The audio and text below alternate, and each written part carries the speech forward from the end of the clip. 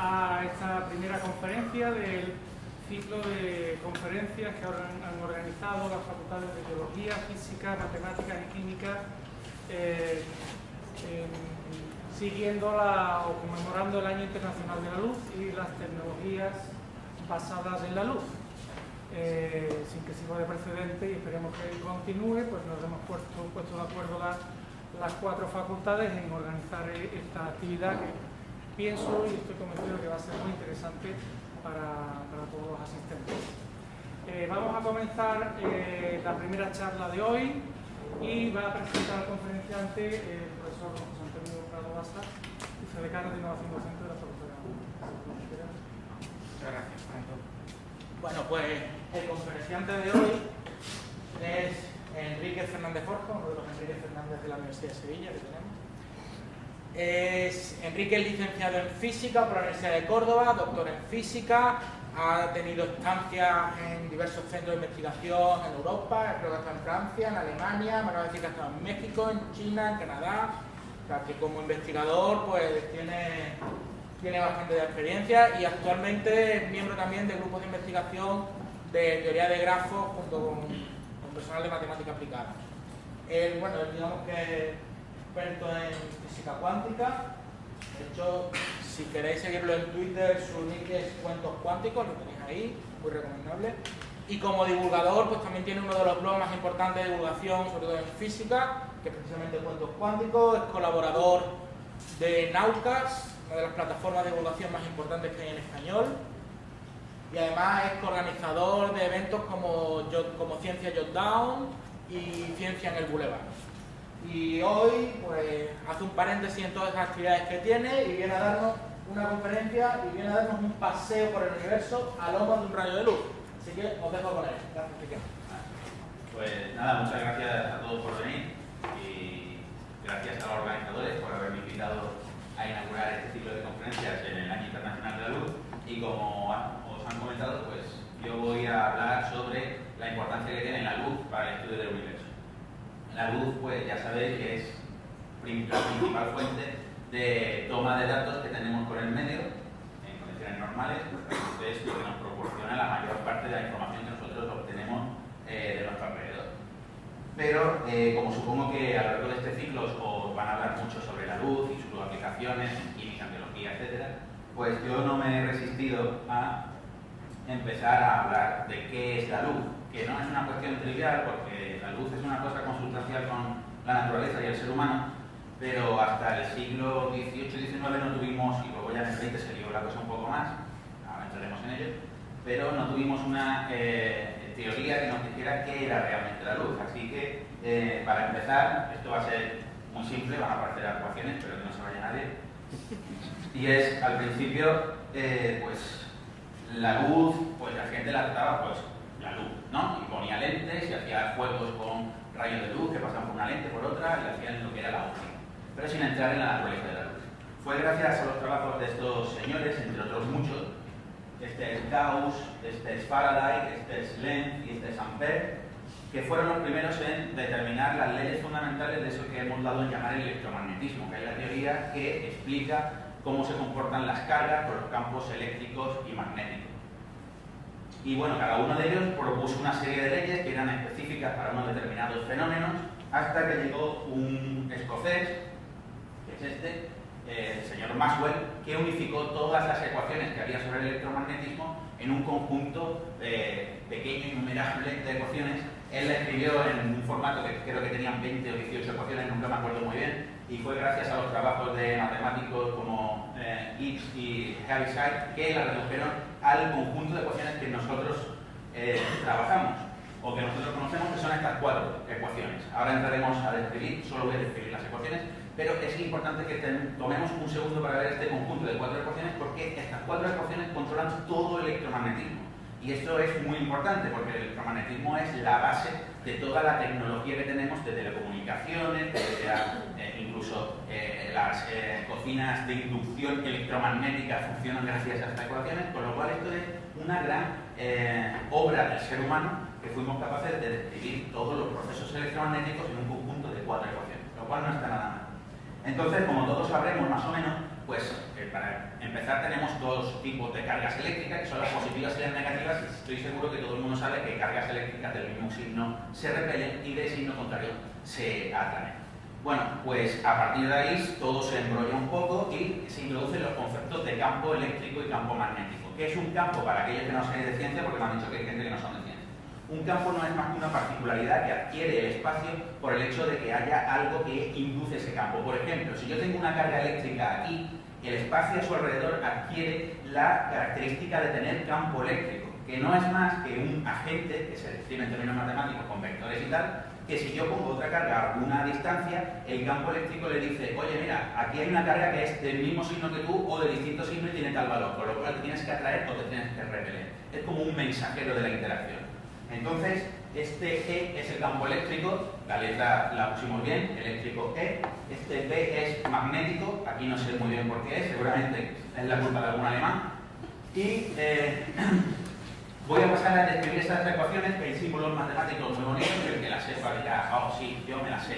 Pero es importante, esta ecuación de aquí es importante por una sencilla razón. Cuando uno ve esa ecuación y ha trabajado con ella, lo único que entiende es que el campo eléctrico es tal que podemos aislar cargas eléctricas. Es decir, en la naturaleza uno puede aislar una carga positiva o una carga negativa. Eso es lo que nos dice en definitiva esta ecuación.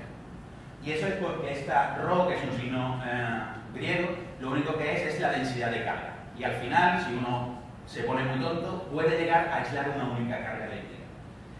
Si nos vamos a esta segunda ecuación, que se parece mucho a la de arriba, lo que nos dice esa ecuación es que de ninguna de las maneras podemos aislar una carga magnética. Es decir, las cargas magnéticas siempre vienen en pares, polo norte y polo sur.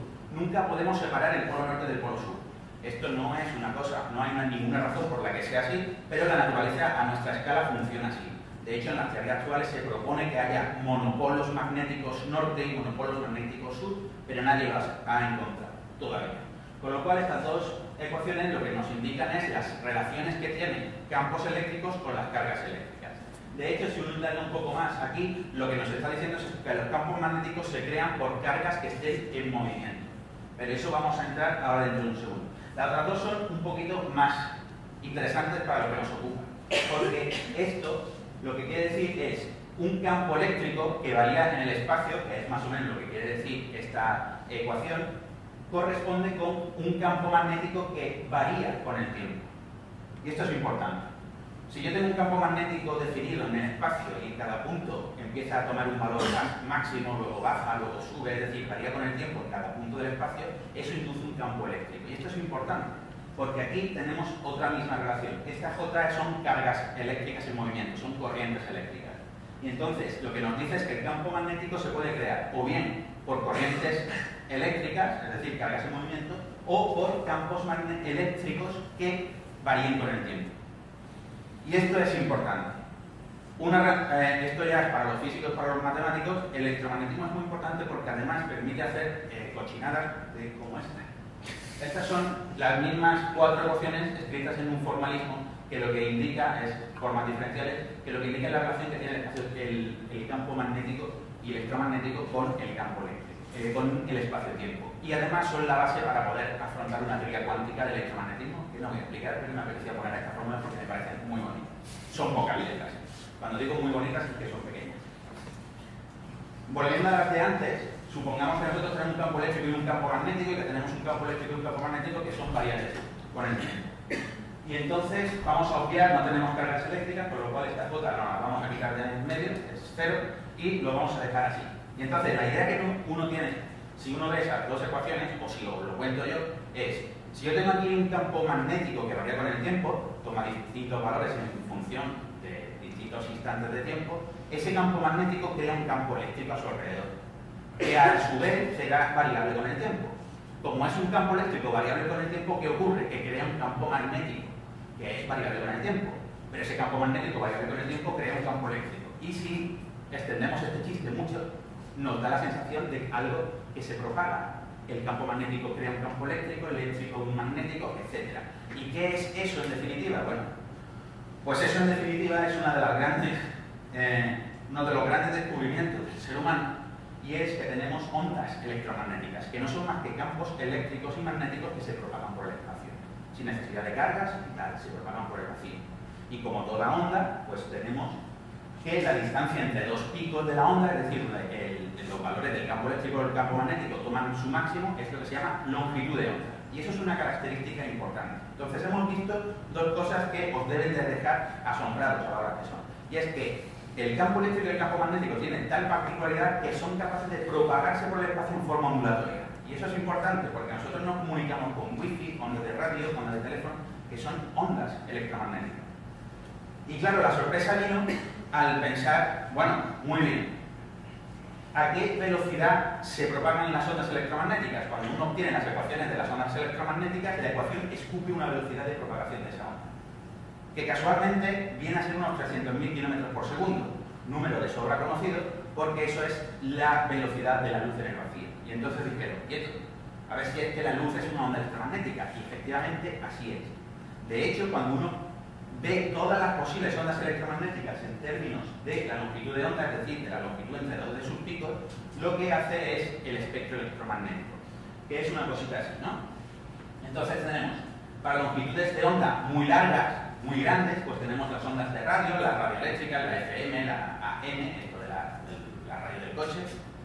Luego tenemos las microondas, que están del orden ya del metro, y eso son ondas que tienen longitudes de onda del orden del metro, centímetros al metro. Luego están los infrarrojos, que ya tienen longitudes de onda más pequeñas. Luego están los ultravioletas, longitudes de onda aún más pequeñas. Y luego están los rayos X y los rayos gamma, que son ondas que oscilan muy rápido.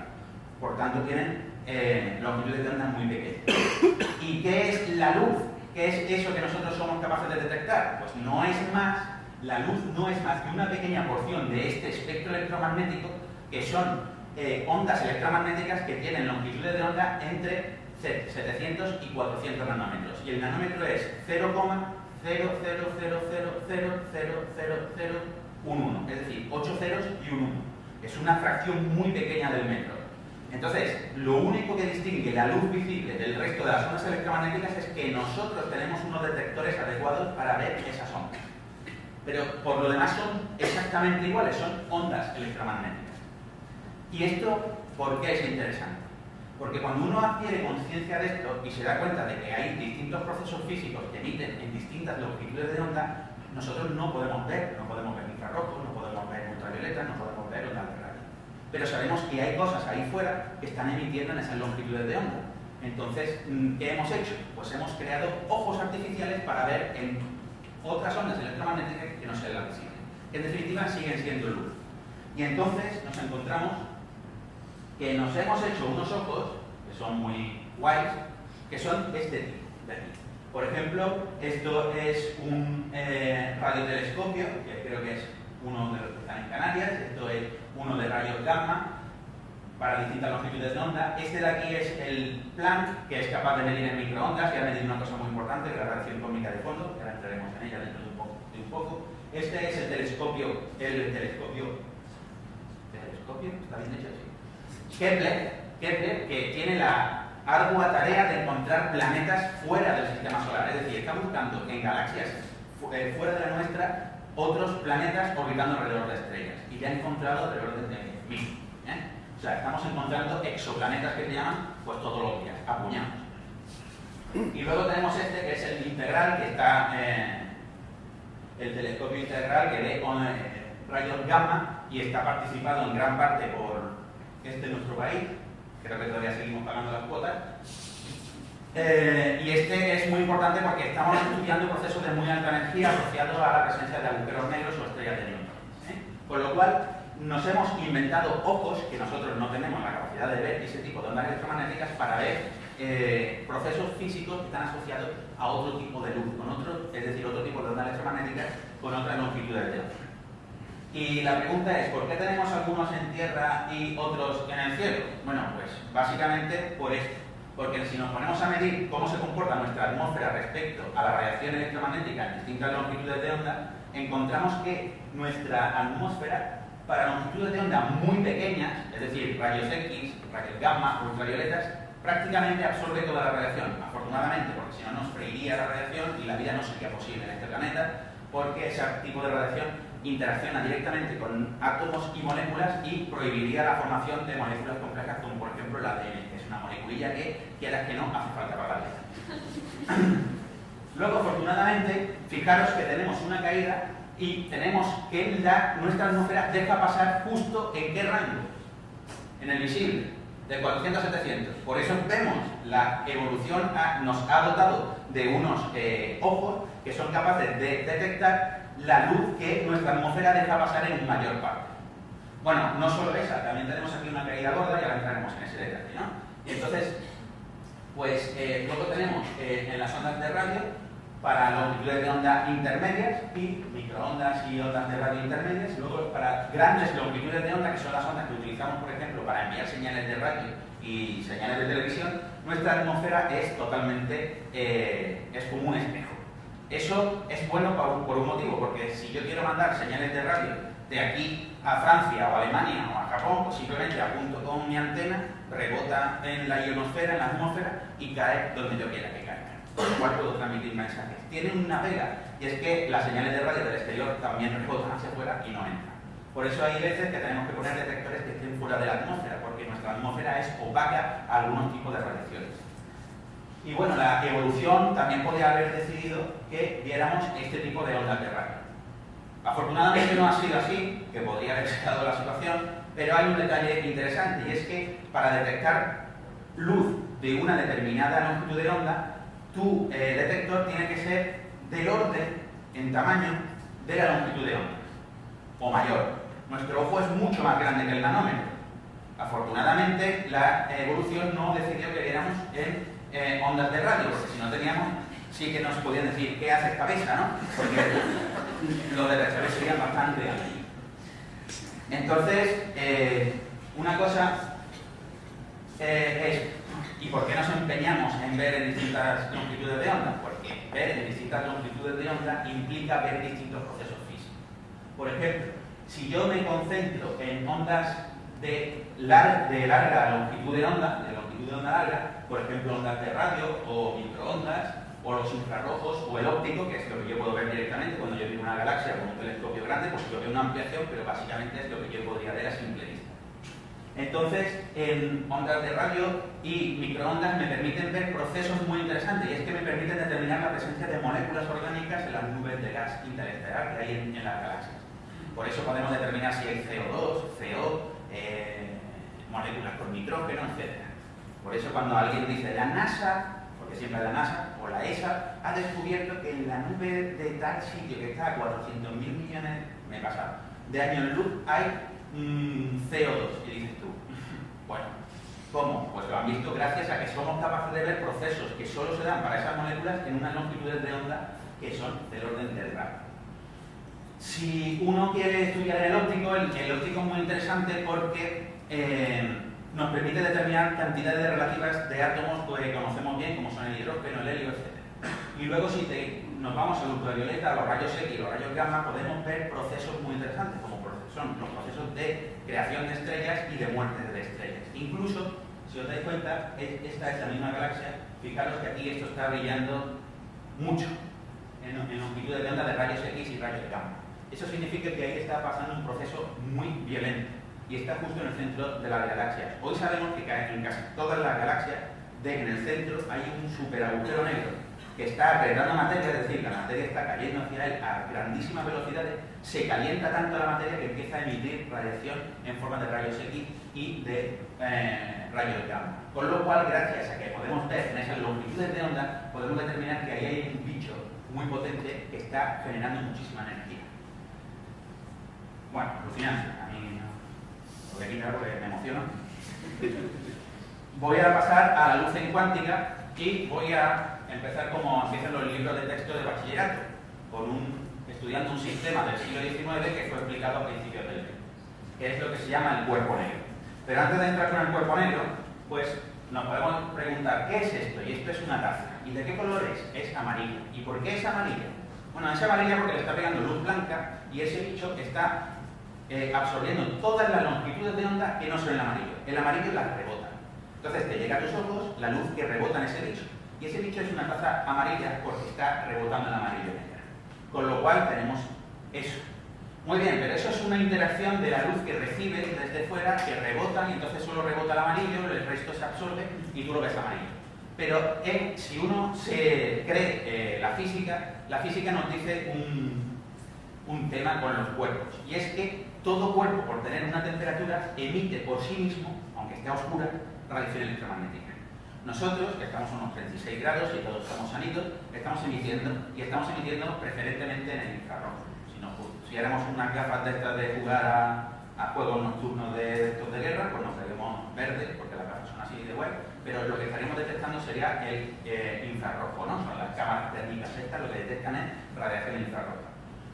Pero hemos aprendido a hacer cosas como esta, que son termogramas, que uno tiene una máquina que lo que hace es detectar la radiación que está emitiendo ese cuerpo por tener una determinada temperatura. Y ahí podemos ver que hay distintas graduaciones, que va desde los 24 hasta los 55 grados, lo que pasa es que están en Fahrenheit, aquí, pero eso pasamos, eso para los angloparlantes, que tienen su propio sistema de medidas que solo ellos entienden. Y entonces tú lo que ves es que esta parte de la taza está muy caliente porque está emitiendo en una determinada radiación y luego el ambiente está más frío. Muy bien. Y ahora me decís, ¿y esto qué es? Bueno, cuando en física uno se enfrenta al problema de explicar esto, cómo funciona, ¿qué hace? Pues muy fácil, te inventas un sistema ideal que nunca podrá existir. Pero ¿qué es fácil de resolver? ¿Qué es el cuerpo negro? ¿Qué es un cuerpo negro? Un cuerpo negro es un cuerpo que absorbe toda la radiación que le llega desde fuera. Ya está. Pero como es un sistema ideal, también hace lo siguiente. ¿Qué pasa si este cuerpo absorbe toda la radiación que le llega desde fuera? Que está acumulando energía. Por tanto, su temperatura ¿qué hará? Subir. Pero la física también nos dice que si la temperatura sube, tú tienes que emitir.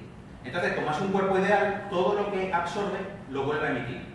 Si tú ahora creas un horno cerrado, una caja cerrada de paredes de cuerpo negro y la pones a una determinada temperatura, esta pared de aquí emitirá porque tiene temperatura. Esta de aquí lo absorberá, pero volverá a emitirlo. Con lo cual al final tienes un sistema que está en equilibrio con la radiación con las paredes del cuerpo negro. Y si uno ve en qué se consume, en qué longitudes de onda está emitiendo el cuerpo negro, encuentra esta curva de aquí.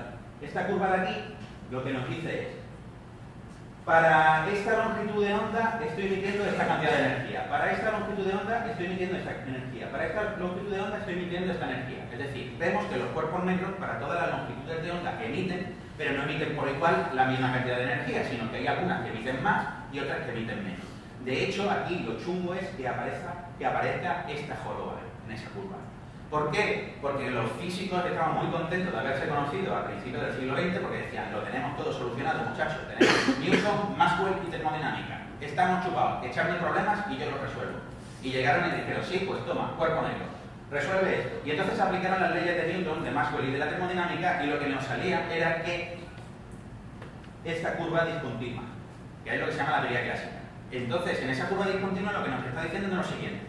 Si yo empiezo en longitudes de onda muy largas, estoy emitiendo esta cantidad de energía, luego esta. Pero si voy a longitudes de onda corta, la cantidad de energía que hace sube cada vez más, cada vez más, cada vez más. Con lo cual la física lo que me está diciendo es que cualquier cuerpo, a cualquier temperatura, está emitiendo una cantidad infinita de energía. Eso quiere decir que nos abrasaríamos. Mala cosa, porque eso no ocurre. Con lo cual la teoría clásica de Newton, Maxwell y de termodinámica no servía para absolutamente nada para explicar este sistema. Y la única solución que se le ocurrió a un alemán, por supuesto, fue meter que la energía estaba en paquetes discontinuos. Y si uno asume que la energía está en paquetes discontinuos, aparece esa joroba. No os voy a explicar por qué, porque es largo, son fórmulas muy feas, pero aparece esa joroba. Y fue el nacimiento de la mecánica cuántica. ¿Y por qué os estoy explicando esto? Os lo explico por dos cosas, porque me parece uno de los episodios más fascinantes de la física y por lo siguiente. Es que en la naturaleza no se dan este tipo de sistemas, no hay cuerpos negros, pero hay algunos que se parecen demasiado. Por ejemplo, no, se me ha olvidado esto es muy importante. Luego otra cosa que se dieron cuenta es, bueno, yo tengo el cuerpo negro aquí y lo mido a una temperatura, yo qué sé, 300 grados. Y luego lo mido a 500 grados y después a 1000 grados y voy calculando esa curva. Y voy haciéndola experimentalmente, la voy midiendo y voy diciendo, esta longitud de onda, esta energía, esta longitud, esta energía. Y entonces lo que vieron es que conforme aumentaba la temperatura, el pico de emisión, es decir, donde más se emitía energía a esa longitud de onda, se iba desplazando a longitudes de onda cada vez más cortas. Y eso es una cosa interesante. ¿Por qué? Porque si yo sé dónde está el pico de esta curva y de esta curva, se dieron cuenta de que yo podía decir, está emitiendo en esta radiación y está el pico en esta longitud de onda, aquí está en esta longitud de onda y aquí está en esta longitud de onda. Con lo cual, si yo tengo un cuerpo y sé en qué longitud de onda está emitiendo preferentemente, yo conozco que su temperatura, porque la posición del pico depende de la temperatura. Y decimos, bueno, ¿en qué? Pues bueno, ¿en qué? Es que si tú miras a una estrella, que está todo lo lejos que tú quieras, y eres capaz de ver la luz que recibe, y vas poniendo en esta longitud de onda cuánta energía está emitiendo, y en esta longitud de onda cuánta energía está emitiendo, y creas la curva, pues no te sale exactamente una curva de cuerpo negro, pero se parece. Y ya sabéis que la física lo que se basa es en hacer aproximaciones groseras en primera instancia. Tú tienes un problema muy complicado y tú lo aproximas a una cosa ideal. Como ejemplo, el cuerpo negro. Y entonces esto es la emisión de nuestro Sol, que ya veis que es una cosa complicada, pero que si uno se pone así, a simple vista, ve cómo la intensidad de energía sube hasta un máximo y después baja para longitudes de onda cada vez más cortas. ¿Qué pasa? Que tú miras dónde está el máximo miras en qué longitud de onda, que en el caso de nuestro Sol está alrededor del azul, y infieres cuál es la temperatura del Sol, que habréis leído por ahí, que está, dependiendo del libro, entre 5.000 grados y 6.000 grados de la superficie, porque hemos medido este pico de aquí. Luego estas rayitas de aquí tienen otra información, que luego veremos si nos da tiempo. Pero esto es muy importante porque así podemos determinar temperaturas de estrellas. Esta estrella que está a 40 años en luz está emitiendo a 10.000 grados en su superficie. ¿Quién ha ido allí con un termómetro? Te preguntarás. Nadie. Hemos aprovechado la luz que emite, hemos visto dónde está el máximo del pico de emisión en esta curva y hemos determinado la temperatura. Porque confiamos en eso que le llamamos física, que no está mal, ¿eh? Todavía podemos confiar en esas cosas. Y luego tenemos otra cosa muy interesante. Y es, bueno, vamos a ver una cosa. Yo tengo estrellas en el universo. Y entonces yo veo que hay estrellas rojas, estrellas amarillas, estrellas azules, estrellas verdes no hay, pero casi. Y a alguien se le ocurrió poner la cantidad total de luz que estaba emitiendo, que es la luminosidad, en función de su color. Pero en función de su color, es el color donde más emite, se traduce inmediatamente en función de ¿qué? De su temperatura. Y resulta que hay una relación entre luminosidad y temperatura que depende de la masa de las estrellas. Y entonces se dieron cuenta de que todas las estrellas que nos rodean caen en esta curva de aquí, que es lo que se llama la secuencia principal, y en estas ramas de aquí, que son las gigantes y las supergigantes. Este diagrama, que es el conocido como diagrama de Hertzsprung-Russell, es donde se desarrolla la vida de una estrella. Nuestro Sol está aquí, donde pone Sun, Sol. Y gracias a poder medir la radiación que nos llega del Sol, sabemos que está emitiendo una determinada tipo de luz con un espectro que hemos visto de cuerpo negro y que está a 5.000 grados, entre 5.000 y 6.000 grados su superficie. Sabemos la masa que tiene y sabemos que gracias a este diagrama, dentro de 5.000 millones de años, nuestro Sol subirá por aquí, es decir, se irá agrandando porque subir por aquí significa aumentar la masa y se convertirá en una gigante roja. En el proceso, pues aumentará tanto su tamaño que se va a ir cepillando a Mercurio, Venus, la Tierra y posiblemente Marte, eso no lo sabemos, pero vamos, esto va a ser un desastre, ¿eh? Posiblemente los planetas exteriores se salven, pero por ahora nosotros estamos bastante condenados. Lo que pasa es que tenemos 5.000 millones de años, creo, de ventaja. O sea, que lo mismo nos da tiempo a salir de aquí, como dijo el otro día Hawking, que lo han puesto en todos los periódicos. Hawking dice que hay que salir de la Tierra corriendo. Entonces, todos los periódicos lo ponen y nosotros lo hacemos casi sí, Hawking. Pero lleva razón el hombre, lo que pasa es que todavía no es urgente del todo. Y bueno, respecto a por qué tenemos esta curva de cuerpo negro y por qué hemos sido capaces de reproducir la joroba, es, como hemos dicho, porque hemos considerado o se aceptó que la energía estaba discretizada. No siempre, es una frase que se dice mucho y está mal, y yo lo acabo de hacer, pero bueno, concededme eso. Lo que significa eso es que si yo veo una onda electromagnética, que yo antes he descrito como una cosa suave y continua y tal, ahora desde el punto de vista de la física, que se llama la física cuántica, en realidad esa onda está compuesta por partículas que tienen una energía característica, que es una constante, que es un número, por la frecuencia de la radiación electromagnética asociada. Antes hemos hablado de la longitud de onda, que es la distancia entre dos picos de esa onda. La frecuencia es las veces que oscila por segundo.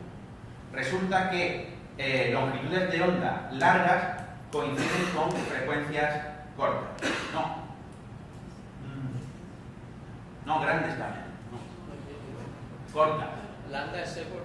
¿Cómo? O sea, la longitud... Yo siempre me confundo. Espérate, longitudes cortas, dividido frecuencias rápidas, claro. ¿No? Claro, va inverso, ¿no? Claro. Frecuencias cortas, claro, si la longitud de onda es muy grande, quiere decir que la onda es muy machorra, pues la frecuencia, que es la veces que oscila, es larga. Pero si la longitud de onda es pequeña, la frecuencia es muy alta porque oscila muchas veces. Eso traducido en términos de esas particulitas que nosotros ahora llamamos fotones, que son las partículas que componen la luz, la energía de cada una de esas partículas es una constante, que es la constante de Planck, por la frecuencia de la radiación clásica asociada. Y por ejemplo, si tenemos un fotón de luz azul, oscila más rápido en unas características internas que tiene que en un fotón de luz roja. Eso es porque un fotón de luz azul es más energético en términos cuánticos que un fotón de luz roja. Ya está, no entramos en por qué existen los fotones, ¿no? Que eso es, pues lleva un rato. Pero esta idea hay que tenerla clara. ¿Por qué? Porque la cuántica nos dice, ojo, tenemos otro problema, y es que en realidad la física clásica, además de no poder describir lo que venía siendo el cuerpo negro, tampoco puede describir una cosa que era la materia. A ojos de la física clásica, la materia, lo que nos compone, la silla, la mesa, nosotros no podría existir. ¿Por qué? Porque si hemos visto antes las ecuaciones estas de Maxwell, si yo tengo un núcleo positivo, que es lo que me dicen que es un átomo, y electrones que están orbitando como si fuera un planeta alrededor del núcleo, esto es una carga en movimiento, ¿cierto?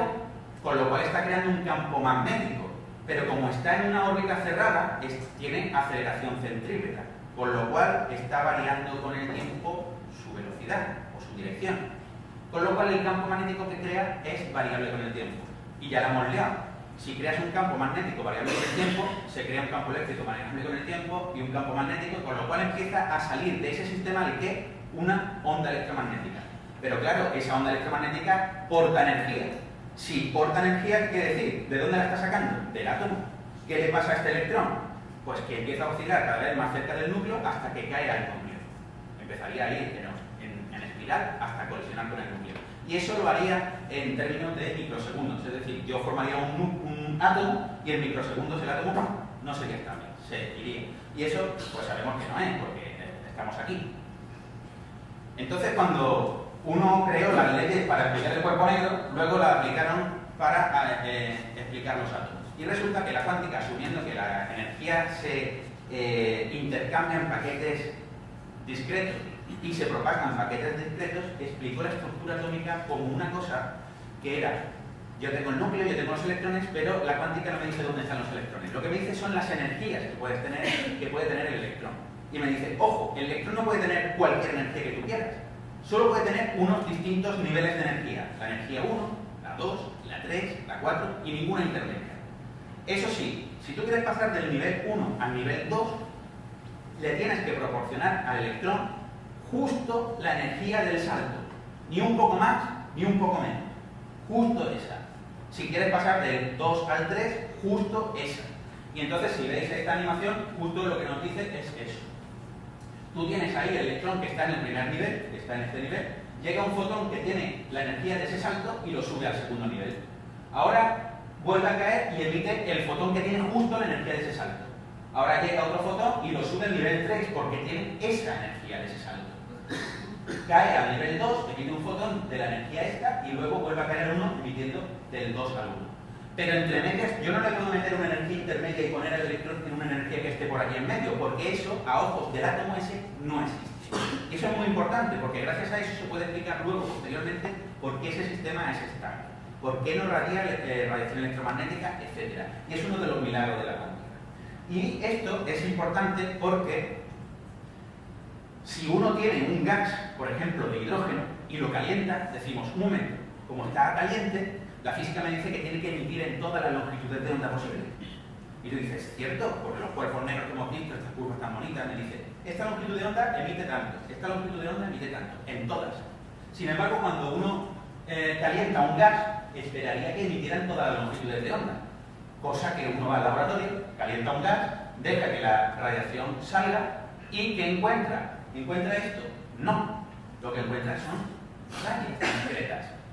Esto ya se conocía en el siglo XIX también, pero nadie lo entendía. ¿Por qué salen rayas discretas? Ahora ya lo sabemos. Estamos viendo los fotones que están saliendo del salto del 2 al 1, del 3 al 1, del 4 al 2. Todos esos saltos posibles, yo caliento el gas. Calentar el gas significa le proporciono energía. Esa energía lo que hace es subir átomos, o sea, electrones a distintos niveles, y después cuando los dejo relajarse, enfriarse, caen esos electrones justo en las energías de los saltos. ¿Y qué ocurre? Que me salen esas luces de ahí, que si uno está estudiando química, biología o física lo habrá visto, pero se tendría que estremecer porque está viendo la intimidad cuántica de los átomos en esta foto. Luego podemos hacerlo al revés. Lo que podríamos hacer es, yo tengo el gas y lo que hago es pasar luz a través de ella y poner detrás una cámara a ver qué luz me viene. Si yo le estoy inyectando luz blanca, yo le meto esta, entonces pasa a través del gas y se va. Entonces yo lo que recibo, ¿qué es? Lo que recibo es esto. ¿Y eso qué es? Es que las rayas esas son justo las energías de los fotones que se han quedado dentro del sistema porque han subido electrones de un nivel a otro. Y una es el negativo de la otra. Entonces podemos ver sistemas que están emitiendo en emisión o en absorción, depende de si lo estamos excitando y después vemos la energía que emiten, en qué fotones están emitiendo, o si yo lo estoy haciendo pasar luz y estoy viendo qué longitudes de onda o qué fotones se están quedando. Esto es muy bruto. Pero es más bruto todavía que, si os dais cuenta, esto de aquí es el hidrógeno, esto es el helio, esto es el argón, esto es el nitrógeno, y esto no es que sea continuo, es que son muchas rayas juntas porque hay muchos niveles. Y esos son firmas de cada átomo. Todos los hidrógenos tienen este patrón, todos los helios tienen este patrón, todos los argones tienen este patrón, con lo cual es una firma del átomo. Hola, soy hidrógeno. Esta es mi firma de rayas espectrales, que se llama. Con lo cual, ¿eso para qué nos sirve? Pues nos sirve porque nosotros podemos poner un detector mirando a una estrella, nos llega la luz y vemos que evidentemente está emitiendo muchas longitudes de onda. Pero nos damos cuenta que falta una raya, falta otra, falta otra, falta otra, falta otra. Faltan muchísimas rayas. Pero nosotros tenemos una biblioteca con todas las rayas estas y decimos, a ver, ¿coinciden con las rayas del hidrógeno? Sí, pues ahí hay hidrógeno. ¿Coinciden con las rayas del helio? Sí, pues ahí hay helio. Y además, viendo las intensidades de las luces emitidas o absorbidas, podemos determinar en qué cantidad están. Con lo cual, cuando alguien te dice, en la estrella tal hay hierro en una proporción del 0,023, pues es porque han mirado los espectros de la luz de esa estrella y han sido capaces de encontrar esas líneas de ahí, del hierro, y han determinado lo que hay. Lo cual es brutal. Somos unos monos con pelo que, aparte de apedrearnos, también sabemos hacer cosas.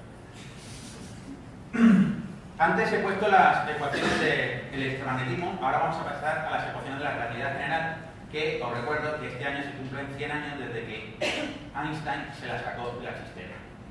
Einstein se sentó y dijo, la gravedad de Newton no funciona, no concuerda con mi teoría de la relatividad especial, con lo cual voy a mejorar la teoría de Newton. Es lo que cualquiera hubiera hecho. Total, que llevaba solo 300 años dominando la física, la teoría de Newton.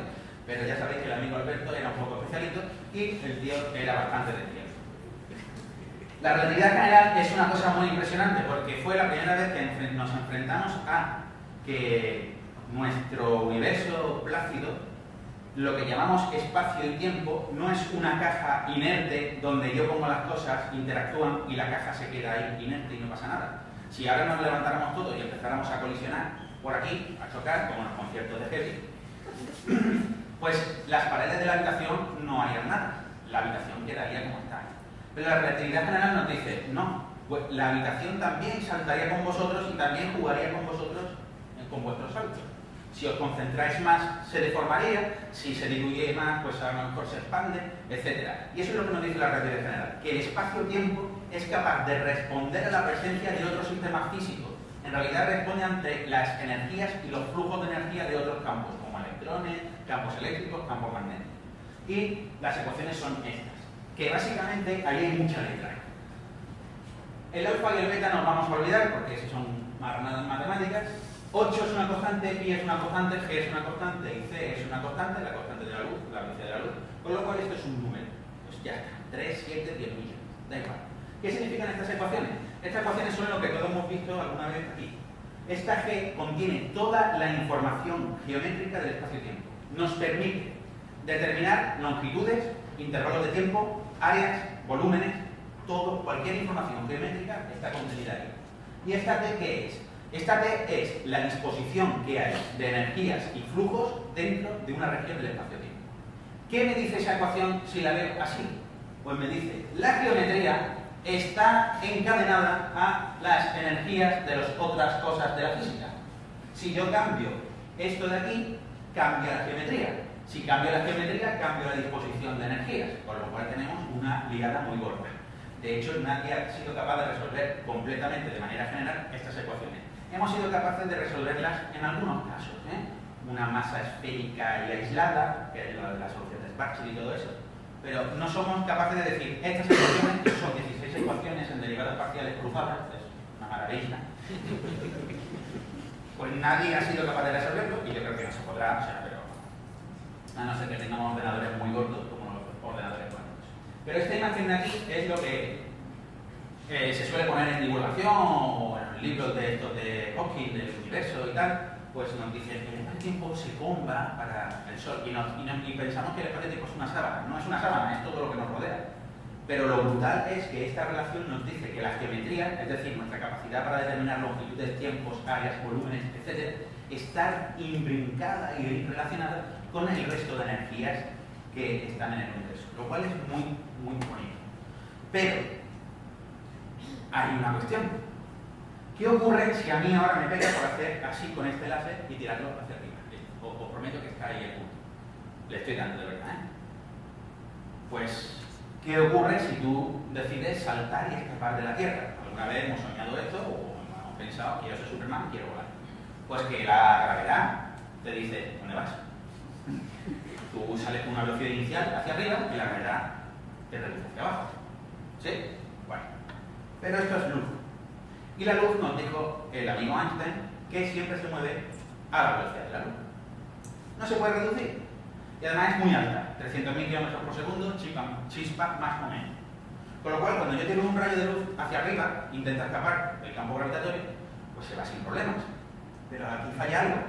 Este sistema tiene energía y la gravedad está tirando hacia abajo. Entonces, ¿qué le tiene que ocurrir a la luz si no podemos cambiar su velocidad? ¿Qué hace la luz? ¿Cuál era la medida de la energía de la luz? La frecuencia de oscilación de la onda, ¿no? Entonces, si yo tengo aquí una oscilación grande de un fotón, cuando va subiendo, ¿cómo tiene que hacer cada vez la oscilación? Más pequeña, para que la energía se vaya reduciendo. Sí, tú te vas a escapar, pero te vas a ir con menos energía. Así que, si yo intento lanzar un fotón que aquí era azul, cuando va hacia arriba, ¿qué ocurre? Que la longitud de onda se va estirando, la frecuencia se va alargando, con lo cual la energía va disminuyendo. Y eso es lo que se llama el corrimiento al rojo gravitatorio. Y decís, es una idea preciosa, de verdad, la luz responde ante la gravedad, es la relatividad general. Pero ¿esto cómo se comprueba? Pues hubo dos polacos que estaban en Harvard y dijeron, vamos a comprobar el rollo este. ¿Cómo lo hacemos? Pues mira, vamos a poner una cosa que es, voy a poner una caja con átomos de hierro, digamos así en forma gaseosa. Vamos a provocar una transición energética muy bien conocida, que se crea un fotón azul, por ejemplo, y entonces vamos a elegir los fotones que pusieron un tubo. Pusieron un tubo y arriba del tubo pusieron la misma cantidad de hierro en forma gaseosa. Entonces provocaron aquí una transición, se emitieron fotones hacia todas las direcciones, pero claro, los únicos que se podían mover eran los que iban hacia arriba del tubo. Y entonces dijeron, los que se provoquen aquí, cuando lleguen arriba, como es hierro también, provocarán la misma transición, porque un fotón que ha provocado aquí una transición la volverá a provocar ahí porque es el mismo átomo. ¿Qué encontraron? Que no ocurría esa transición arriba. ¿Por qué? Porque el fotón que se había creado aquí sí tenía la energía del salto que ellos sabían, pero como había subido, la gravedad le había restado energía, con lo cual ya no tenía justo la energía del salto, con lo cual ya no producía la transición. Y esa es una de las manifestaciones más brutales de esto fue en el 50 y tanto. Y solo en 22 metros, que es un edificio que hay en Harvard, que solo tiene 23 metros, y los tipos demostraron esto a un grado de precisión que todavía no se ha mejorado a día de hoy. O sea, se lo curraron muchísimo. Y es una de las pruebas de que la gravedad interacciona con el tiempo, interacciona con las energías de los fotones, etc. No sé si habéis visto Interstellar, cuando se bajan... ¿Lo habéis visto todos? Yo voy a hacer spoiler. ¿Sí? Están en un agujero negro orbitando. Si no, alguien ha dicho no. No la habéis visto. ¿La vais a ver? Vedla, es muy buena. Depende, si la revientas no. No, pues vedla, es muy buena, porque explican esto bastante bien.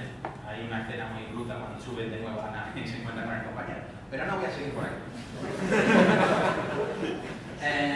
Bueno, es una película de cine, ¿eh? Es que luego veo por ahí, ¡hala! ¡Se han equivocado!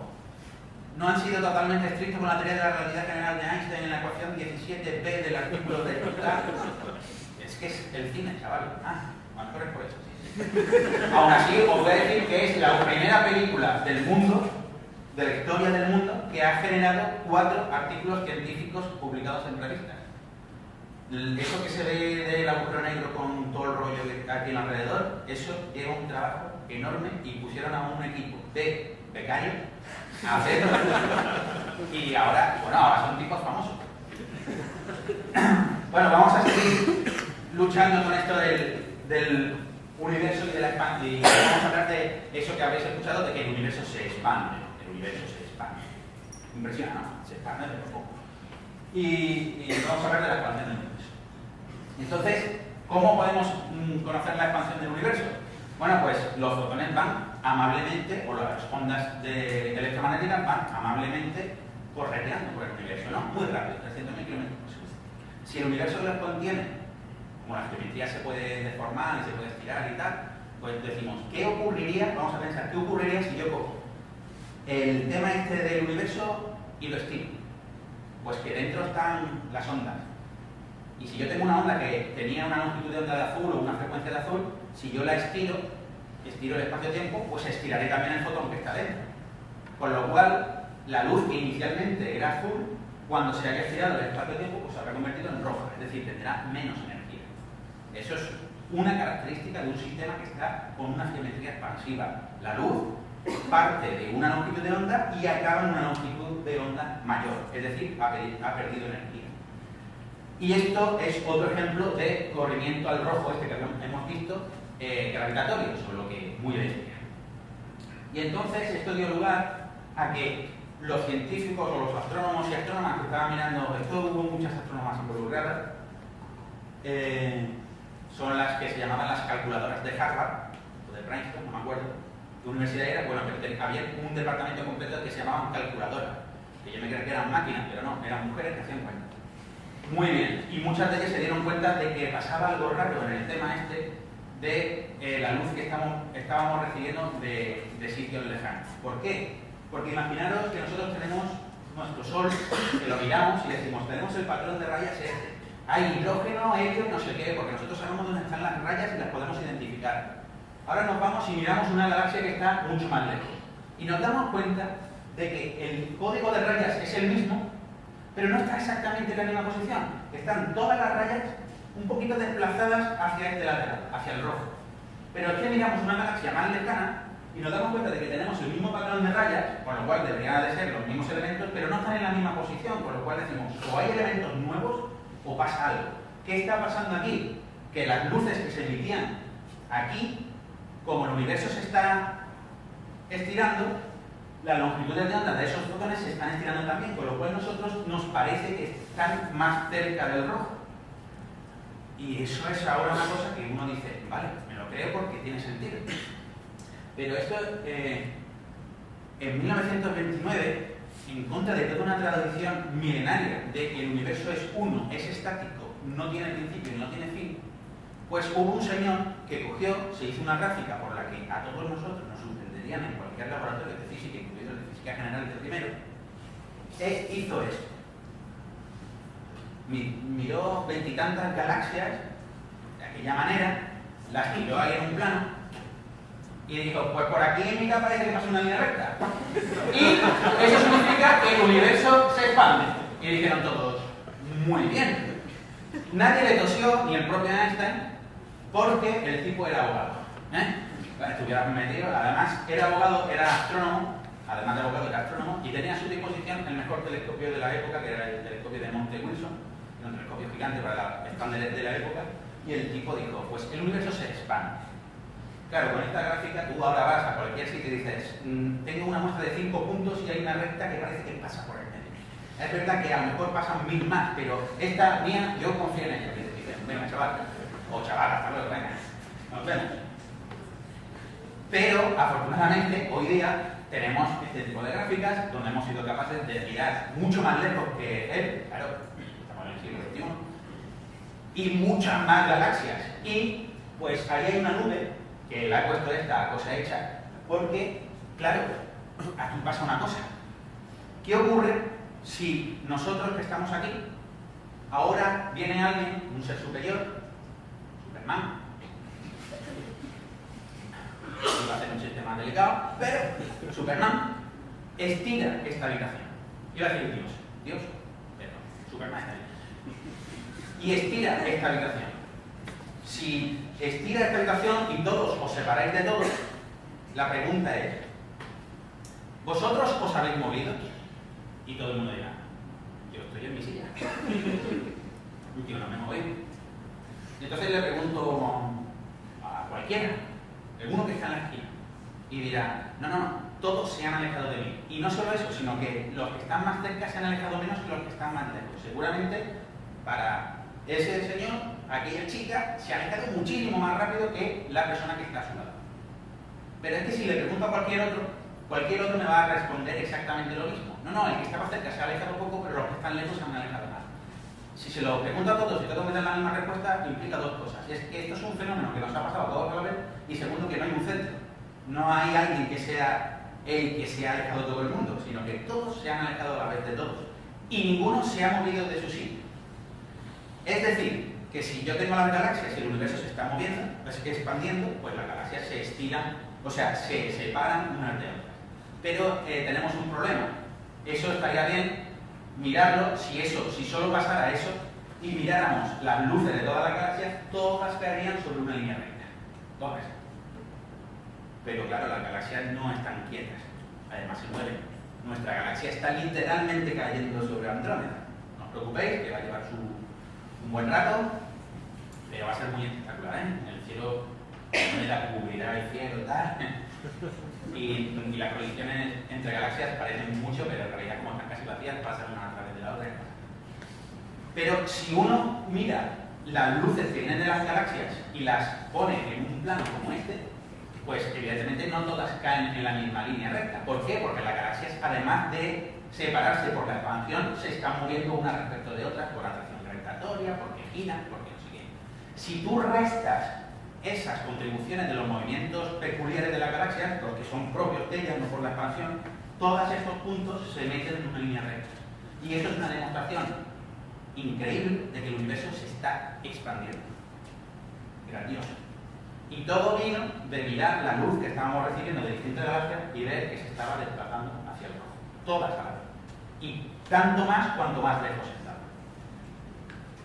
Y luego tenemos el grandísimo efecto de la gravedad sobre la luz, que son las lentes gravitacionales. Y todo el rollo este vino, de hecho se considera uno de los tests clásicos de la relatividad, que se hizo años después de 1915, que fue cuando se propuso el primer artículo completo de lo que se puede decir esto ya era relatividad general, porque se habían tirado desde el 1908 hasta el 15 probando, ¿no? Era prueba y error. Einstein era listo, pero tampoco era infalible, con lo cual iba probando, no, esto no puede ser, pues otra cosa. ¿Sí? Pongo aquí un más, un menos, pongo la fórmula, etc. Hasta que dijo, estas son las ecuaciones. Y entonces propuso un test que lo hizo un tipo muy humilde, que fue Eddington, sí, Arthur Eddington, creo que se llamaba, que estaba dando una conferencia después de hacer esto que voy a explicar ahora, que se le acercó un matemático polaco o húngaro y le dijo, señor Eddington, me han dicho que solo hay 3 personas en el mundo que entienden la relatividad general. Y el tío se quedó así pensando y le dice el matemático, hombre, no sea modesto. Y dice, no, si no soy modesto, estoy pensando cuál es la tercera, ¿no? Porque Einstein, yo y nadie más. yo soy inglés, además, me la entiendo mejor que nadie. Entonces, ¿cuál fue la prueba que querían poner esta gente? Bueno, pues nosotros sabemos que hay estrellas y que podemos localizarlas en el cielo. Entonces, eligieron una estrella y dijeron, esa estrella está ahí. Ahí es longitud, latitud, ¿no? Ascensión recta, no sé, las coordenadas que más os gusten esas son. Y entonces, volvieron a los 6 meses y se encontraron con, uy, vamos a comprobar que sí que la estrella, pero ojo, que estaba el sol enfrente, la estrella estaba detrás, con lo cual la estrella no se veía. Además, el sol tiene la pega de que brilla y entonces el cielo se emborrona y no se puede ver estrellas. Pero dijeron, pues nada, nos esperamos hasta que ocurra esto otro. Y es que la luna se ponga en medio, que haya un eclipse total de sol, y justo tuvieron la suerte de que en el 29 pasó una cosa así, con una estrella que se conocía muy bien la posición. Y cuando fueron a mirar dónde estaba esa estrella, se dieron cuenta de que la estrella ya no estaba ahí detrás, que es donde debería de estar, sino que la veían al lado del sol. Es decir, una cosa que debería de estar aquí, la vieron aquí. ¿Y eso por qué es? Pues eso es porque según la relatividad general, esta estrella está emitiendo luz, que se está moviendo por el espacio-tiempo. Pero nuestro Sol está ahí en medio, y el Sol es una cosa ya grandota. Entonces, el espacio-tiempo se curva, la luz que viene se encuentra con una geometría curvada y se desvía. Y algo que no deberíamos de ver, nosotros vemos que la luz nos llega en esta dirección. Entonces, claro, nuestro cerebro, que está acostumbrado a mirar en sabanas, si vienen leones, leonas o tigres en la sabana hay pocos, pero por si acaso, ¿no? Entonces, claro, para nuestro cerebro la luz se propaga en línea recta. Así que si tú ves un rayo de luz viniendo por aquí, el objeto está ahí enfrente. Por eso es esta proyección que tú ves la estrella ahí, en esa línea. Sin embargo, la estrella viene aquí. Esto es lo mismo que hace una lente, deformar las imágenes, etc. Con lo cual, esta manifestación de que una estrella que debería de estar aquí detrás del Sol se ve aquí, es que hay una deformación del espacio-tiempo que ha curvado sus rayos de luz y a ti te parece que está en una posición donde no sabes tú que no está. Y dices, bueno, vale, eso es una estrella. Además, si tú ves los datos de Eddington, pues aquello tampoco era fiarse mucho, porque además le salió el día nublado. Pero claro, ya que se habían ido, no sé dónde se fueron, lejos. ¿Alguien se acuerda? A Sudáfrica creo que fue, ¿no? O sea, se habían pegado de Inglaterra a Sudáfrica y le sale el día nublado. A la suerte también, pero da igual. Hoy día hacemos cositas como estas. Te enseñan esta foto y dices, oh, ¿y eso qué es? Y eso es una galaxia y este anillo de aquí es otra galaxia que está muy lejos por detrás de la primera. Entonces tenemos esta galaxia, que es este objeto central, y luego vemos un anillo aquí. ¿Ese anillo por qué lo vemos? Pues lo vemos porque es la luz de esta galaxia que está bordeando la geometría curvada de la otra, y nosotros le estamos viendo la primera galaxia y un anillo alrededor. Pero esto no es un ejemplo, sino que tenemos... Pues, bueno, esto es una simulación muy guapa. Esto tenemos una galaxia y ahora va a pasar otra galaxia emitiendo en radio por detrás. Esto es si no hay galaxia y esto es lo que se ve de verdad cuando hay una galaxia. Cuando uno está monitorizando al cielo en esta dirección y ve que aparece el anillo, se deforma y luego sigue el otro objeto por detrás y reaparece por ahí. En realidad el objeto no se rompe. Lo que estamos viendo es el efecto de la luz cambiando con la geometría del espacio-tiempo conforme se está moviendo por detrás del otro objeto, lo cual es muy impresionante. Y, pues eso, no tenemos un objeto. Hemos visto miles de lentes gravitacionales de estas. Es decir, esto es la constatación última de que la geometría del espacio-tiempo se acomoda a las masas, a las energías, etc. Eso es el no más. O sea, esto es muy impresionante. Y claro, luego tenemos que en el universo hemos aprendido muchas cosas por la luz, pero resulta que en los últimos tiempos nos ha pegado por darnos cuenta de esta particularidad del universo. Es que las cosas que pueden emitir luz y recibir luz, interaccionar con la luz, etcétera, las cosas que nosotros llamamos materia normal y energías normales, visibles, es el 4,9% de todo lo que hay en el universo. Nosotros nos creíamos especiales, en realidad sí somos especiales, porque somos del 4,9% de lo que hay en el universo, o sea, somos de una parte pequeñita. El 26,8% es una cosa que no sabemos muy bien lo que es, pero que sabemos que existe, que es la materia oscura, y el 68,3% pues es la energía oscura, que es básicamente lo que está pilotando ahora la evolución del universo. poner en un sitio. Pero la historia de la materia oscura está chula, porque, bueno, esta es la segunda parte. Esto, además, os recomiendo que leáis sobre la vida del primer astrónomo que dijo que por allá por los años 30 que podía existir o que debía de existir energía oscura, que es un tal Zwicky, Z-U-W-C-K-Y, vida apasionante, nadie le tomaba en serio nunca, lo podéis googlear y ver las fotos del señor, pero el tío acertaba siempre. Este señor era un astrónomo de primera clase, que no sé por qué, son de los denostados de la ciencia, que no se lo tomaba muy en serio la gente, pero él estaba estudiando movimientos de cúmulos de galaxias. Cúmulos de galaxias es como una granja de galaxias, entonces la galaxia se está moviendo por ahí. Y entonces el tipo dijo, bueno, yo estoy viendo una cantidad de luz que me llega de esas galaxias. Gracias a la cantidad de luz, como hemos visto antes en las estrellas, yo puedo inferir la masa de esas estrellas. Entonces hizo la cuenta, me sale una masa, 3. Y ahora veo los movimientos de una galaxia respecto de otras. Y entonces me voy a las leyes de Newton, las leyes de Newton o las leyes de la gravedad me dicen, para que esas galaxias tengan esos movimientos con esas velocidades, tienen que tener esa masa, tal masa. Haces los cuentas y te sale 80. 3 es la masa que yo veo, 80 es la que yo necesito para explicar el movimiento. ¿Qué pasa? Pues el tipo dijo, pues seguro que hay más masa que no veo. O hay muchos planetas, o materia oscura, o no sé qué, o lo que sea. Hay cosas que no veo, pero ahí hay un 60% más de masa que no estoy viendo, que necesito para explicar el movimiento de los planetas. O sea, de los cúmulos de galaxias. Eso lo dijo en los años 30 y dijeron, venga, muévete. Tómate un papelito, lo haces muy bien, campeón, pero muy bien. Y eso quedó en el olvido.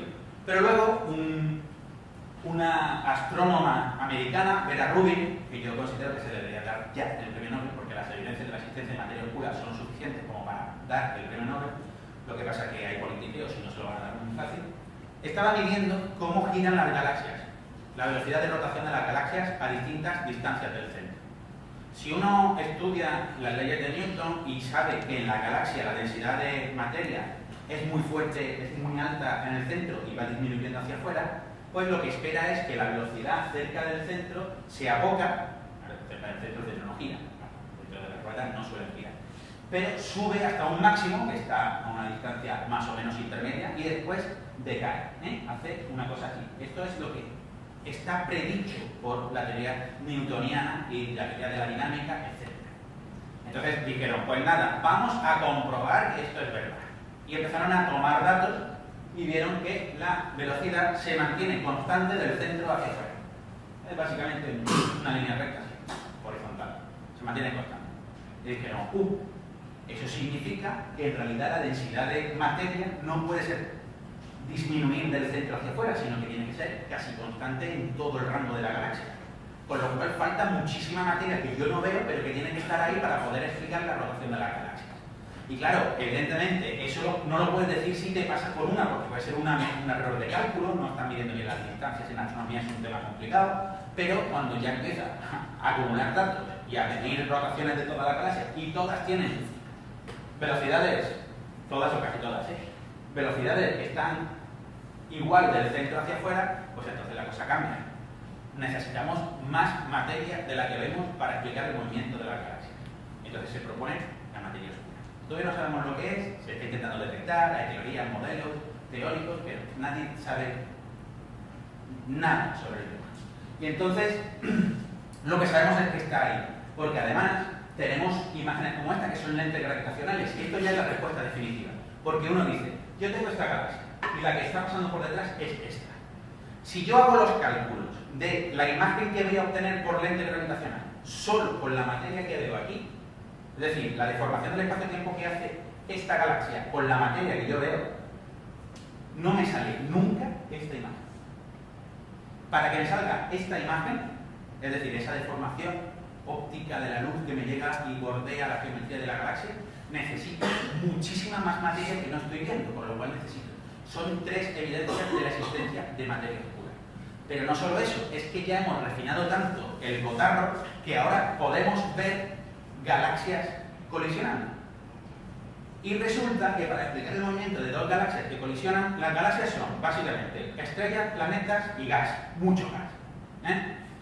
Entonces las galaxias llegan, se acercan y las galaxias, lo que son las estrellas y los planetas, pues básicamente se cruzan porque es vacío, muy mala suerte tiene que ser que un planeta de esta galaxia colisione con un planeta de la otra galaxia, porque la verdad es que está fundamentalmente vacío. Otra cosa es el gas sí colisiona mucho y se queda atrás porque empiezan a colisionar unos con otros.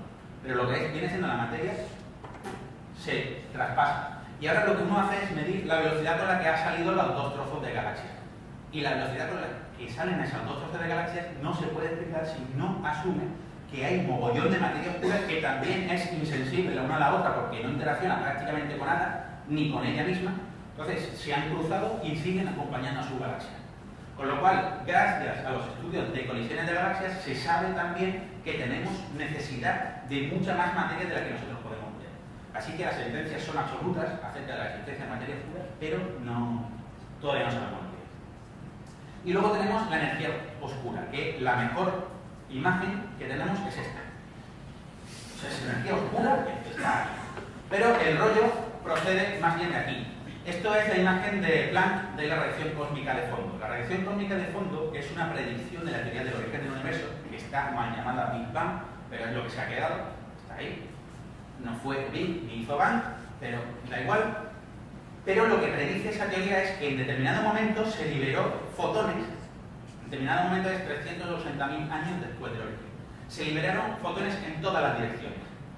Y esos fotones se han propagado en línea recta desde ese día hasta ahora. Se liberaron de una manera que dijeron, se liberaron con la longitud de onda correspondiente a unos 3.000 grados centígrados, más o menos. Y entonces, lo que sabemos es que desde los 300.000 años en el que se liberó eso, después del origen, hasta hoy, que hace ya 13,7 mil millones de años del origen del universo, el universo ha crecido un factor 1000. Eso quiere decir que la longitud de onda de esos fotones ha aumentado un factor 1000. Por tanto, hoy sabemos que esos fotones que se emitieron pues, cerca del ultravioleta, hoy están en el grado de las microondas.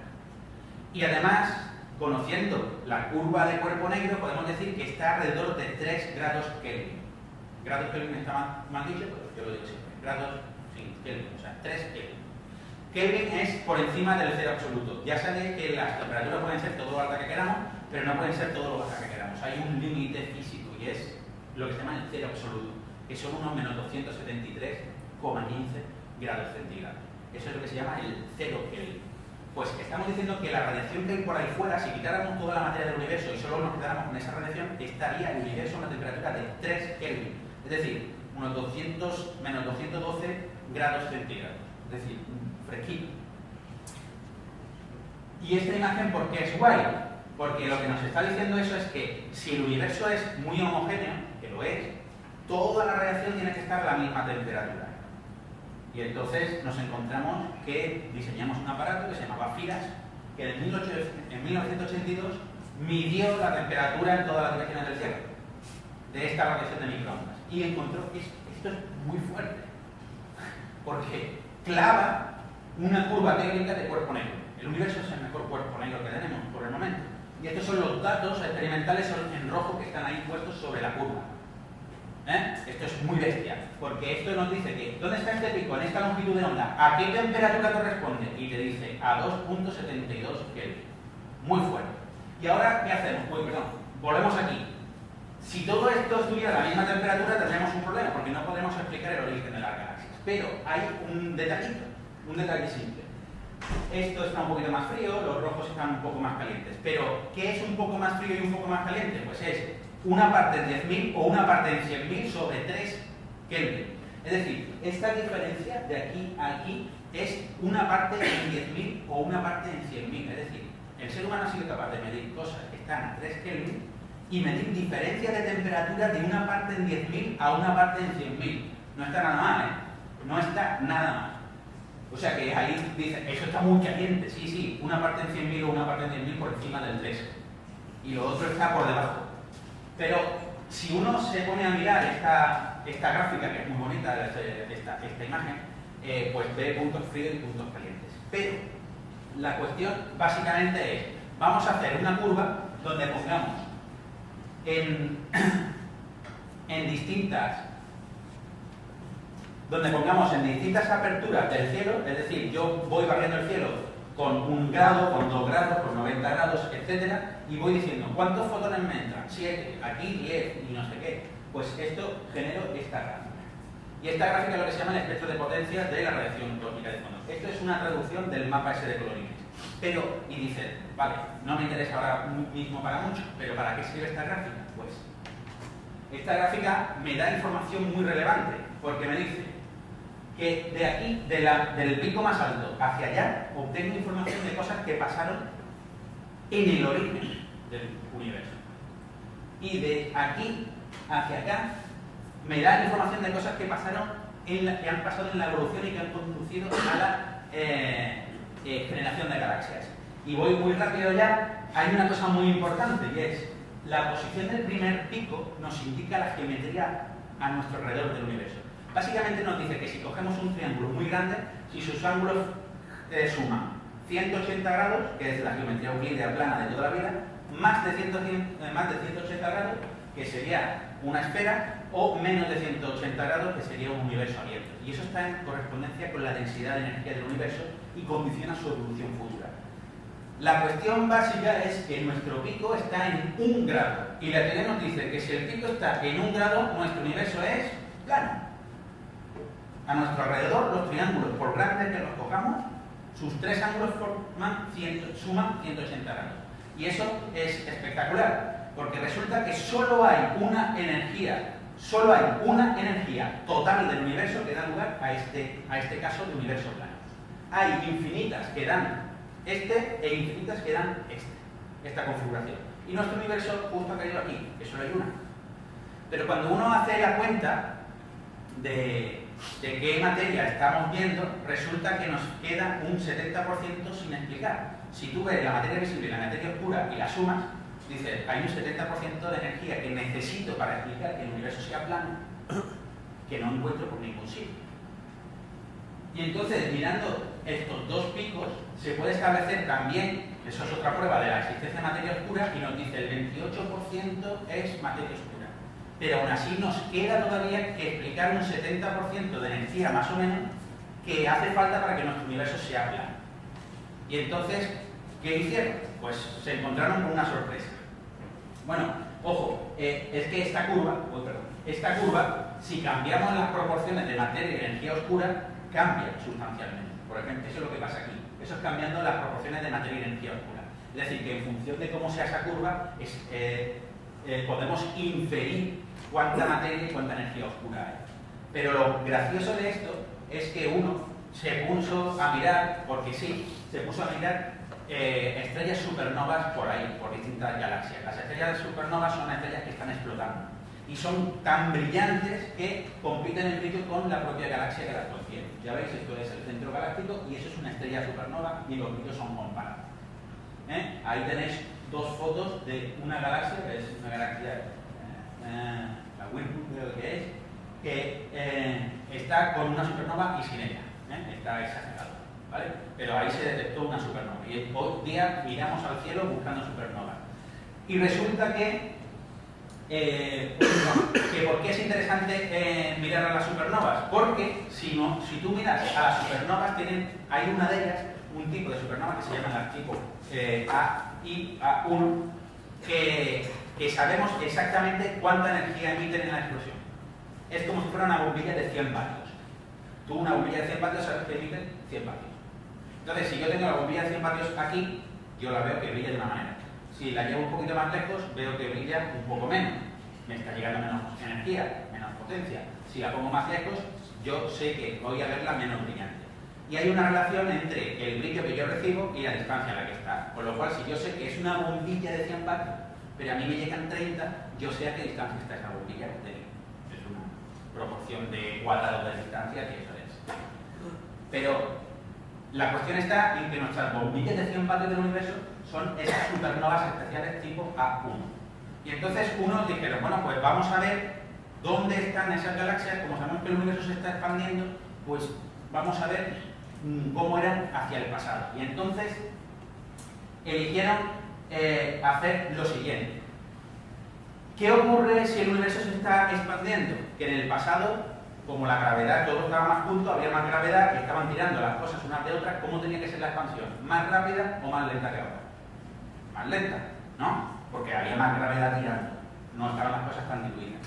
Y entonces se inventaron una cosa que se llama el parámetro de desaceleración cósmica, que era un parámetro que tenía que ser positivo y tal. Y entonces lo que esperaban es que cuando miráramos supernovas de estas muy lejos, eso significa que estaban muy alejadas de nosotros, muy hacia el pasado, cayeran por aquí, que es a una menor velocidad de expansión, la velocidad o sea, a una mayor velocidad de expansión. La expansión era más rápida del pasado y ahora la gravedad ha estado más tiempo actuando, con lo cual ha frenado la expansión. ¿Y qué se encontraron los angelitos? Encontraron esto. Dos proyectos distintos que estaban compitiendo, uno americano y otro australiano, que encontraron esta gráfica, que para ayudar a la visualización os voy a poner el triángulo.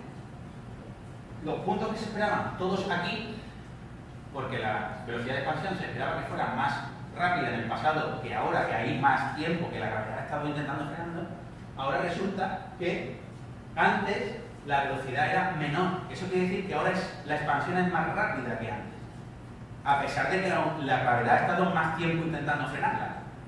Y si uno hace cuentas de cuánta energía necesita para explicar la expansión que hay ahora respecto a la que había antes, obtiene que tienen que tener un 70% de energía que no vemos, que es energía oscura. Gracias a estudiar la luz que emiten las estrellas supernovas tipo A1. Y eso es muy bestia. Y hoy día sabemos que nuestro universo se está acelerando y posiblemente lo haga cada vez más rápido, cada vez más rápido, cada vez más rápido. Con lo cual, las galaxias seguirán alejando unas de otras. De hecho, sabemos que si el ritmo de expansión se sigue incrementando, llegará un día en que nosotros no vemos ninguna estrella a nuestro alrededor. Llegará un día en que la radiación cósmica de fondo se habrá estirado tanto que no seremos capaces de medirla. Con lo cual, si ahora mismo la civilización se borra, todos los conocimientos se borran y aparece una nueva civilización, se puede despertar en un mundo donde se pueden creer que están en el centro de un universo vacío, porque no tendrán ninguna herramienta para determinar que el universo se está expandiendo o que hubo un origen del universo, etcétera, etcétera. Con lo cual, se puede decir que hemos tenido la suerte de llegar a tiempo a la fiesta, ¿no? Y bueno, aquí hay dos fotos, estos son dos fotos, una y dos, y una está hecha por ordenador, y está hecha por ordenador poniendo la información que tenemos de la radiación cósmica de fondo, la información que tenemos de la materia oscura, la distribución de materia oscura y distribución de energía oscura que sabemos que está ahí. Y entonces hemos puesto las condiciones iniciales que hemos visto en el patrón de microondas y las hemos dejado evolucionar. ¿Por qué hemos hecho eso? Básicamente, bueno, yo no lo he hecho, lo han hecho unos alemanes, pero lo han hecho porque evidentemente tú no puedes crear un universo y comprobar si tus teorías están acertadas. Con lo cual, ¿qué tienes que hacer? Poner las condiciones en un ordenador y ver si el universo que te sale es parecido al tuyo o no. Porque si no sale parecido al tuyo, mal vamos. Tus teorías no sirven y tus datos experimentales son malos. Y entonces, pues, iba a poner esto, pero creo que ya me pasa de tiempo, ¿no? Pero solo un segundo. Y mientras os voy contando, esta gente, ¿funciona? Sí. Esta gente han sido capaces de hacer el primer programa que representa el universo a distintas escalas. Es lo que se llama el proyecto, esto es el proyecto Illustri, y esto es un anuncio de YouTube. Afortunadamente nos ha salido un anuncio decente. Pero, menos mal, pero te voy a decir, os comento, este proyecto es bestial, porque generalmente uno hacía proyectos donde metía y decía, voy a ver si reproduzco la estructura a gran escala, o voy a ver si soy capaz de reproducir la población de supernovas, o voy a ver si reproduzco la población de agujeros negros. Esta gente ha hecho un programa que es una caña, porque es capaz de adaptarse a la distancia que tú le estés pidiendo, con lo cual puedes ir desde lo más grande que se sabe del universo hasta lo más pequeño. Después, se pueden identificar poblaciones de galaxias espirales, de galaxias irregulares, de galaxias lenticulares. Se puede saber la población de supernovas y agujeros negros. Se puede saber la estructura a gran escala, la distribución de materia oscura, de energía oscura y de gas interestelar. Es una pasada. Y resulta que gracias a esos datos se ha recompuesto un universo, que si te ponen la foto del tuyo y del ordenador no sabes cuál es el real. Porque gracias a los datos que tenemos y a nuestros modelos parece que funcionan lo suficientemente bien como para poder simular un universo que se parece muchísimo a nosotros. Y eso es una bestialidad. Y lo mejor de todo, no sé cuántos físicos hay en la sala, o proyectos de físicos, y es que queda una barbaridad de cosas por aprender de esto. Y que no todo el mundo tiene que ser astrónomo, ni todo el mundo tiene que descubrir cosas de estas, sino que hay que trabajar en materiales, hay que trabajar en superconductores, hay que trabajar en mil millones de cosas, porque el universo está ahí y no espera, así que tenemos que responder preguntas. Nada, esto es todo y con esto ya se ha roto, definitivamente, sí. YouTube me odia. Ya está, yo solo daros las gracias y espero que disfrutéis muchísimo el ciclo este. Y nada, si hay alguna cuestión, alguna pregunta.